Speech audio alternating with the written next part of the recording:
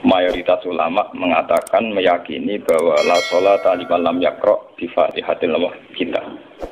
Salat itu tidak dianggap sah tanpa bacaan apa? Fatihah.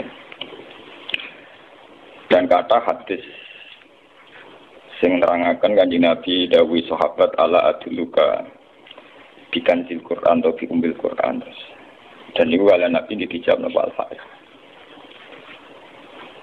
Nah, sing kula niat kula sampai nonton mriki bahwa kemudian ini eling-eling tenan nggih.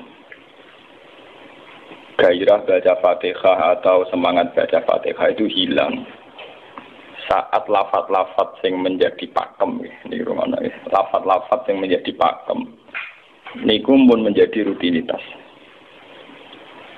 Nggih, lafaz-lafaz yang jadi pakem pun dadi napa? Rutinitas. Agama atau apa saja itu kehilangan roh ketika hanya menjadi rutinitas. Makanya itu tanggung jawab seorang ulama atau wali atau siapa saja untuk menghidupkan agama lagi lewat bahwa itu menjadi mental, harus menjadi karakter, ya, menjadi nafsu, mukhul jasad, ya, menjadi insijam bil qalbi, menyatu dengan hati. Misalnya ngeten ya, kalau ainul yakin, hakul yakin bahwa kalau benar dan ini harus disyariatkan ya.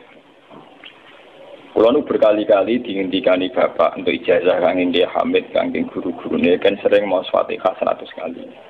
Itu dari segi rutinitas atau dari segi jumlah. Tapi sebetulnya lebih dari itu ya. Niki kalau terangkan ya.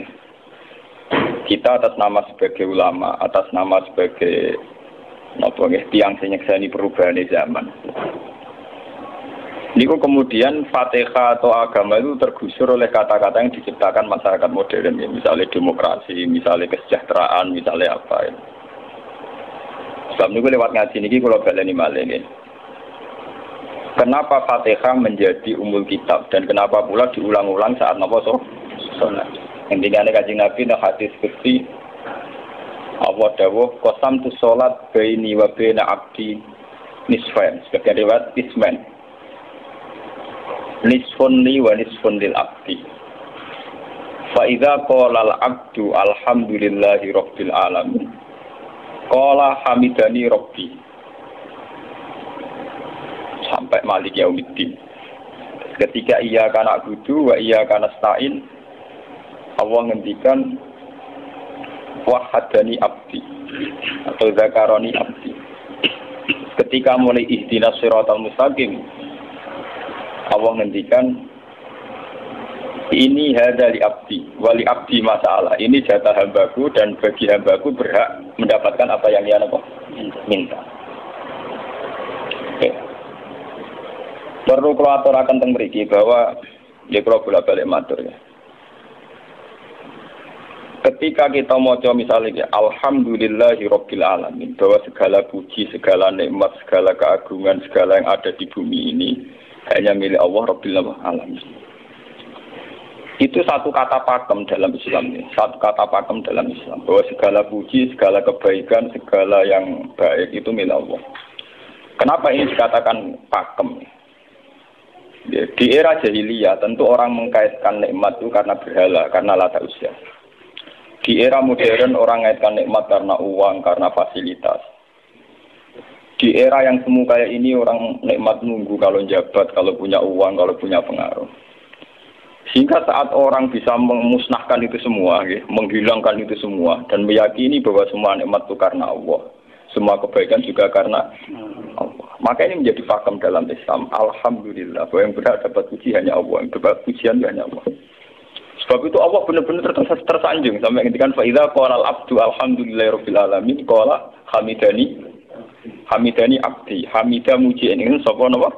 Abdi. Nah, kata pakem dalam alhamdulillah ini benar-benar pakem, satu kata yang luar biasa, satu pakem. Karena alhamdulillah ini harusnya bisa menghilangkan kesyirikan, kegembiraan di luar karena Allah. Dia memantapkan tauhid, memantapkan segala yang menuju tauhid dan menghilangkan yang berbau napa? Syirik. Ini penting kalau aturakan, sehingga roh bahwa alhamdulillah sebagai ruhul Islam itu kelihatan sekali. Alhamdulillahirabbil alamin qala hamidani abdi. Hambaku benar-benar muji saya. Nah, kenapa muji dimulai dengan alhamdulillah? Kalau bolak-balik matur bahwa segala perilaku hamba atau mental seorang hamba niku harusnya menuju Allah itu arahnya menyanjung. Ya mulane alhamdulillah boten nanti istighfar. Kalau nu termasuk ulama sing nak istighfar rada pelo. Dia tahu dia sering tapi tidak sesering membaca alhamdulillah. Karena alhamdulillah itu paling sering diulang-ulang di Quran dan itu harus menjadi pakem. Ini menjadi apa? Pakem. Buatan hamidullah, tapi alhamdulillah, amun salah paham. Kalau bolak-balik matur dalam ilmu tasawuf maupun ilmu balaghah. Cara ilmu balaghah niku nak muni hamidullah niku bahasane insa. Nggih, bahasane apa? Insa. Hamid tu muji ingsun Allah ing Allah. Niku cara balaghah, cara tasawuf. Kowe iku sapa kok nganti muji Allah? Mau memuji tenan muji nganti sepi? Tinggal Mustafa menunggu, aku berhormat bagus banget. Menghormati Mustafa paling spira, paling nyucup. Aduh raja tidak no. Nah, mau hormat nganti apa? Spira. Sebab itu di Quran itu tidak ada kata alhamdulillah yang diisnadkan lil mutakallim. Semua Quran, semua hadis itu Nabi tidak pernah mentradisikan misalnya orang sabbah tuwoha atau hamidu woha. Tapi semuanya dengan bentuk pakem, itu kalam khobar. Kalam sudah menjadi kalam khobariyah. Alhamdulillah, subhanallah, walhamdulillah. Kenapa demikian? Karena kalau hamid tuwoha, saya muji Allah. Lumpah mau muji tenan, muji nganti spiro. Jadi kalau dalam rasa balaghah itu misalnya sampean muni, Sultan adalah orang agung. Dengan mengatakan saya menghormati Sultan. Itu beda sekali. Kalau saya menghormati Sultan, artinya saya pribadi menghormati Sultan, mbah wong liya. Atau kowe menghormati Sultan oleh menghormati nganti sepi. Beda kalau dipakemkan. Dipakemkan gini, Sultan adalah manusia agung. Gitu. Itu semua orang yang menyalahkan Sultan itu salah. Kalau buatan Republikan, buatan Sultan ini maksud kalau ini bahasa apa contohnya ganti SBY itu kalah Prabowo. Ini kalau balen ini benar ngerti. Saya di sini dalam promosi. Kenapa Fatihah benar-benar begitu terhormat, begitu hebat di mata Allah. Bersama ngerti asal usulnya. Kalau jadi rutinitas itu kita akan kehilangan apa? Gairah, kehilangan apa? Roh. Kalau balen ini. Kalau mau kan menwatir, Fatihah itu semuanya pakai kata pakem, kata dasar. Secara konstitusi ini kaitannya undang-undang apa? Dasar. Faiza qala al-abdu ini terhadis Gusti. Alhamdulillah qala hamidani abdi. Hambaku muji. Pengiran tersanjung sekali. Nah, saat ini kan secara tasawuf, secara ilmu hakikat, bahkan secara ilmu lughat, ilmu lughat kata balaghah. Itu kenapa tidak hamid tuwah? Saya muji Allah. Karena umpama kowe muji nganti sepi. Lagi misalnya aku di duit 1 juta. Terus aku muji pangeran. Berarti pangeran tarifnya mau apa? 1 juta. Nah, jadi caleg DPR Bantul berarti pangeran tarifnya mau terima apa? DPR. Iku umpama muji. Tapi beda kalau dipakemkan. Kalau dipakemkan itu tadi misalnya sampean mengatakan Sultan adalah manusia agung. Itu siapa saja menghina kesannya salah. Allah adalah zat yang harus disembah. Allah adalah tempat tujuan akhir. Allah wis. Itu tidak ada di kata-kata manusia muslim meyakini Allah wis. Tapi tidak ada kata-kata manusia muslim atau manusia mukmin meyakini Allah wis. Tapi dipakemkan Allah wis. Memang Allah benar-benar zat yang menjadi tujuan akhir. Paham ya Gus Nanda? Dan wiridan untuk mandi tak ijazahi. Mergo wiridan model iki Gus Nanda iku jek ana anania ya muni sekolah kula. Makanya dalam tasawuf kemudian dikenal makam fana, makam yang menghilangkan diri sendiri total di depan kebesaran Allah. Nggih. Karena kita muni saya umpama tenan ke hormat itu nganti sepi. Wes ngono cek umat-umatan. Lagi di duwe, lagi di rezeki muni hamidullah. Nah, lagi radio napa? Rezeki. Sehingga alhamdulillah dipakemkan sebagai konstitusi, sebagai dasar. Alhamdulillah. Begitu seterusnya, Ar-Rahmanir Rahim, Maliki Yaumiddin, semuanya pakai kata pakem. Bahwa ini Pancasila, konstitusi negara, bahwa ini presiden orang agung misalnya, ini ulama orang agung. Itu lebih pakem ketimbang sampai mengatakan saya hormat presiden, saya hormat sultan. Karena saya ini kan kemudian sebatas makna sih. Itu yang dimaksud wa ma qadaru wa haqqan apa qadri. Mereka tidak bisa mendudukkan Allah sesuai tingkat kehormatannya Allah, sesuai tingkat kebesaran apa. Sebab itu Nabi kalau ngajari itu semuanya alhamdulillah subhanallah. Sama nanti pun ngertas hadis tadi Nabi hamidullah atau sabtu buat nanti semuanya pakai redaksi pakem. Ya, pakai redaksi apa? Pakem. Lah sing ora redaksi pakem iku namung lafaz-lafaz istighfar, memang kaitannya dengan makhluk. Kowe muni astagfirullah, kula nyuwun sepura Gusti. Angger muni nyuwun sepura mesti kepentingane khazun nasi nang di sepura nang di swarga nang kelon berita dari itu mesti begitu. Paham ya? Sebab itu Quran sing pakem-pakem ora ono bakat istighfar. Quran sing pakem nang pinten sekitar 7. Niku termasuk Fatihah. Nggih, ayat kursi. Jadi yang pakem-pakem itu mesti tidak ada yang mengaitkan dengan makhluk. Surat apa ya? Kau no bakat manusia belas. Sebab niku kalau bolak-balik cerita, kata cerita tentang dunia tasawuf, tentang hadis-hadis. Wonten tiyang mlebu neraka. Wis entek ngamek dene ora tau apik mlebu neraka. Ning neraka men wiridan ya Hanan ya Manan ya Hanan.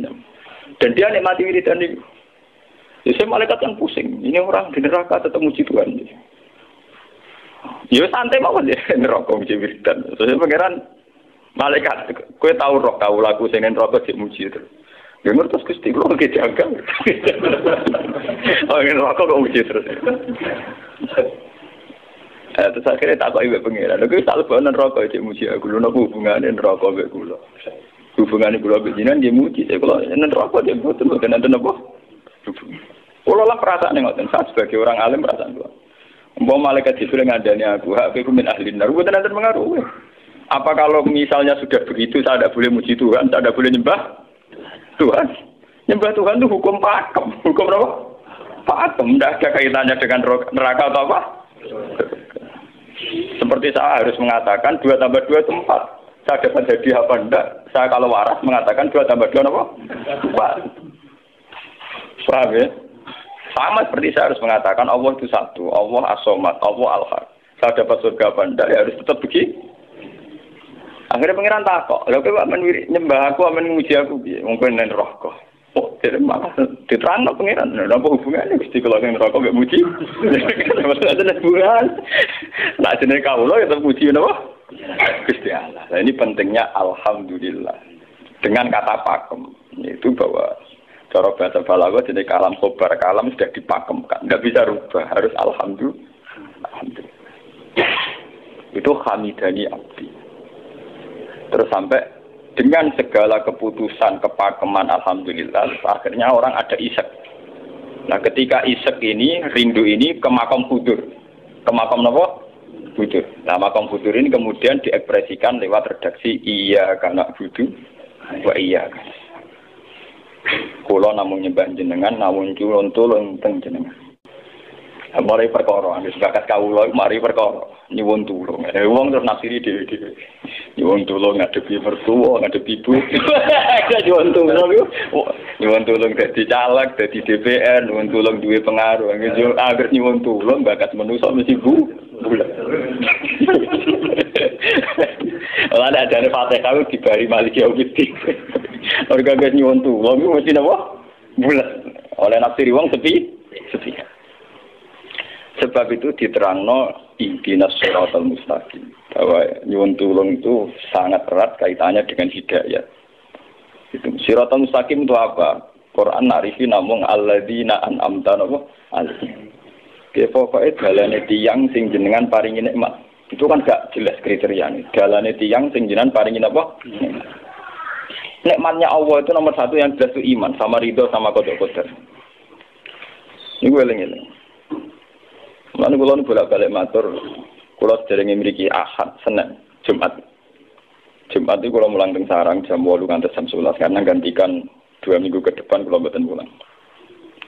Kalau Kulo kok bolak-balik matur, kulo berkali-kali ngelepas tonggo-tonggo haji. Kulo nggih ngomong, haji itu hebat karena ibadah. Sehingga ibadah yang lain juga hebat. Misalnya kita fakir, ibadahnya sadar. Kita kaya, ibadahnya zakat. Kita alim, ibadahnya mulang.